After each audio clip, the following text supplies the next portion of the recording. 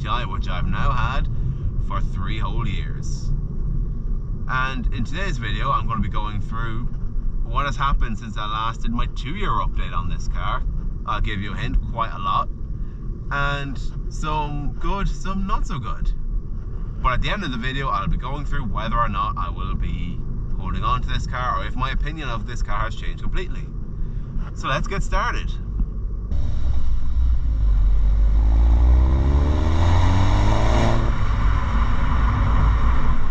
So a brief recap, I picked up this car in June in 2023 with 49,000 kilometers on the clock. It is an Atlantic Blue 7.5 GTI with the manual, non-performance pack, but it's also got the 3-door configuration. So it looks really sporty and just looks really cool. Picked the car up on 49, it is now on 114. Do the quick maths there. And it has been just my fun slash just all daily driver. It's my only car, it's the second car I've ever owned, and it is the car I've had the longest. So I went on to say in my 2-year anniversary video that it's the car that is there for you at all times. It's dependable, it's fun to drive, and it's the be all and end all for fast fun dailies. So, getting started on what happened shortly after that video.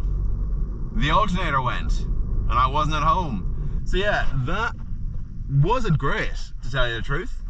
And so when we move on to what happened next, fast forward about 1 month or so, there was a suspicious oil leak.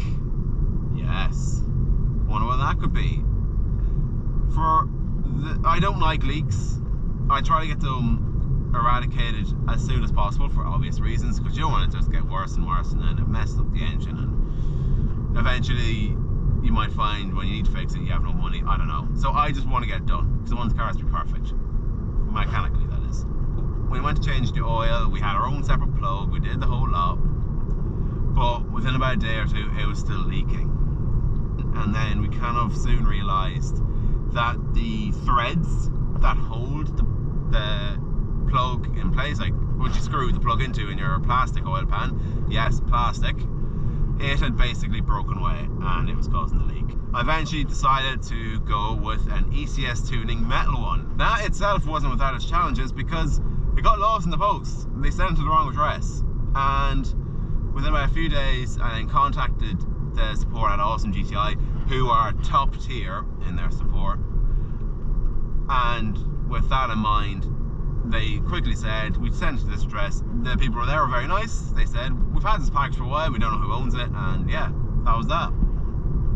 And that was just that. So around the same time, I had fitted the EBC red stuff, brake pads. I added the OEM light discs, and I did the steel brake lines as well. I have a full detailed video on that, which I did back in November.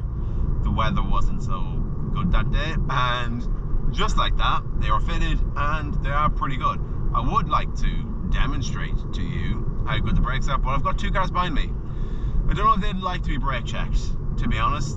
So, moving on, after I installed the EBC red stuff brake pads, the discs and the steel brake lines, the steel braided brake lines, apologies, I gotta say I was very impressed with them. I do quite like them. The discs themselves I find corrode a bit easier than the standard OEM ones did.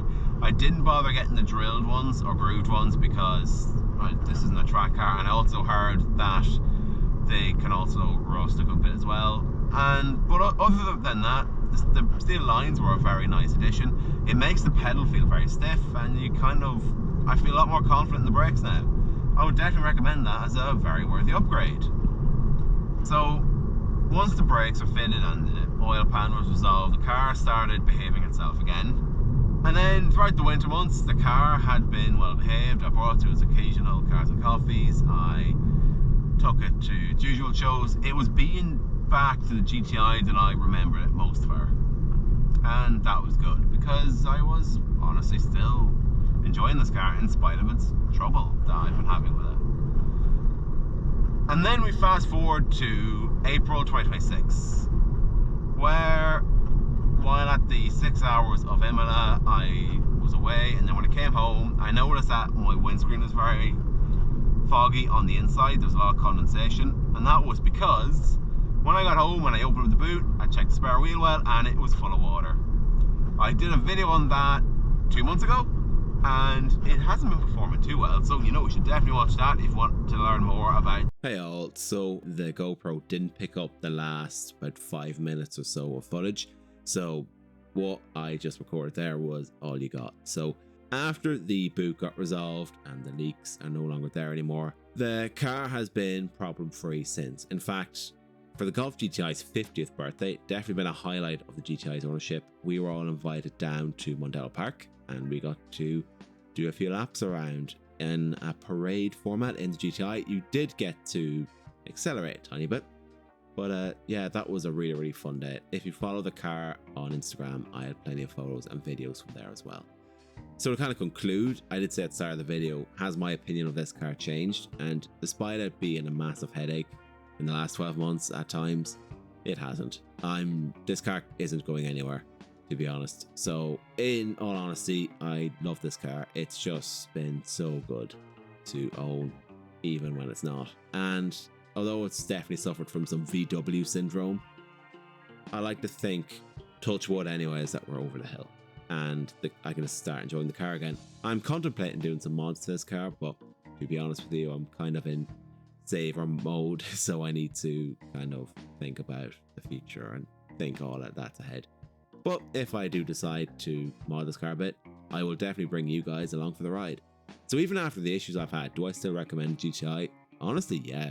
It's just they've gotten very cheap recently. They're definitely very good platforms to learn about cars and learn to drive fast, and just a solid all-around car. And so what do you think? What are your thoughts on GTI? Do you recommend GTI to other people? Let me know down in the comments below. And if you enjoyed the video, please remember to like, share and subscribe. I'm very sorry that this is how this video is ending. And finally, thank you all so much for watching. Hope to see you all very soon.